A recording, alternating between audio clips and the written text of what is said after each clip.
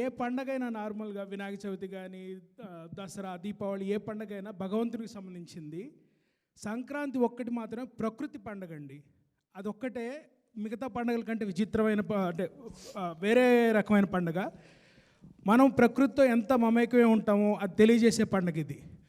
ఈ రోజున కొంచెం డిఫరెంట్ ఉండొచ్చు, కానీ ఒక 40-50 ఏళ్ల క్రితం వరకు కూడా 80% అందరూ ఇండియాలో వ్యవసాయం మీద ఆధారపడ్డ వాళ్ళే.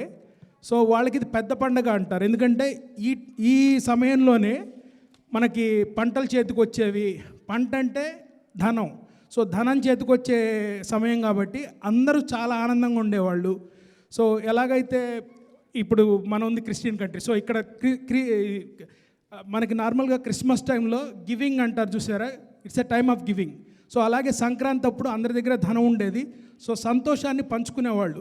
కుటుంబ సభ్యుల్ని కానీ లేకపోతే స్నేహితుల్ని కానీ అందరినీ ఒక చోట ఒక గ్యాదరింగ్ లాగా చేసుకొని అందరితో పాటు సంతోషంగా గడిపే సమయం సంక్రాంతి.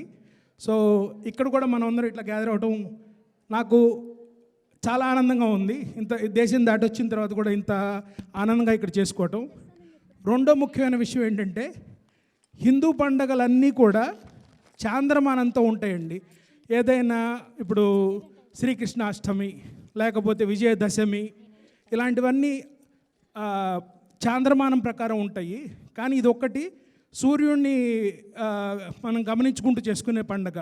సూర్యుడు ఎప్పుడైతే మకర రాశిలోకి ప్రవేశిస్తాడో అప్పుడు మకర సంక్రాంతి అంటాము. సో ఇది ఒక్కటే సూర్యుడితో ముడిపడిన పండుగ. మిగతావన్నీ మనవి చాంద్రమాసానికి సంబంధించినవి. సో అందుకే ఈ పండుగ అనేది ఒక విశిష్టమైన విలక్షణమైన పండుగ మనకి.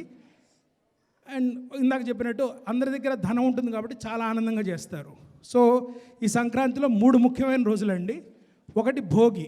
భోగి రోజు ఏం చేస్తామంటే పాత వస్తువులన్నింటినీ తగలబెట్టి, పాత మీన్స్ మనలో ఉన్న చెడు భావాలు అవన్నింటినీ తగలబెట్టి కొత్తకి నాంది పలకటంగా భోగిని చేసుకుంటాము.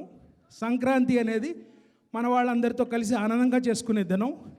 మూడవది చాలామంది రైతుల కుటుంబాల నుంచి వచ్చిన వాళ్ళకి తెలుస్తుంది, కనుమ అండి. కనుమ అంటే మనకి వ్యవసాయంలో అత్యంత సహాయం చేసిన పశువులు ఏవైతే ఉంటాయో వాటిని కూడా మనం ఎప్పుడైతే మనకి ఇంత సహాయం చేసినందుకు కృతజ్ఞతగా వాటిని పూజిస్తూ చేసుకునేది కనుమ. సో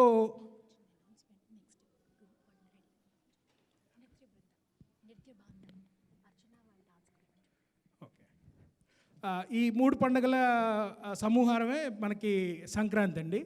సో అలాంటి సంక్రాంతికి ఇక్కడ మనం సెలబ్రేట్ చేసుకోవడానికి వచ్చిన వాళ్ళందరికీ హృదయపూర్వకంగా ధన్యవాదాలు చేస్తున్నాం.